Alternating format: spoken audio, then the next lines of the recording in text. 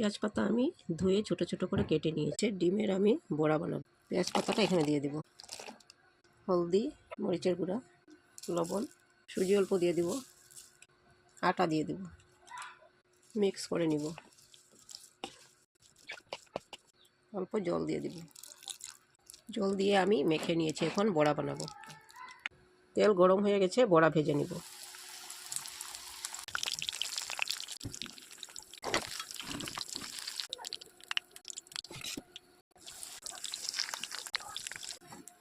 বড়াটা উল্টিয়ে দেব। ডিমের বড়াটা হয়ে গেছে, উঠিয়ে নেব। বড়া সব ভাজা হয়ে গেছে, নামিয়ে নেব। বড়ার রেসিপি ভালো লাগলে লাইক, শেয়ার, সাবস্ক্রাইব করবেন। Thank you.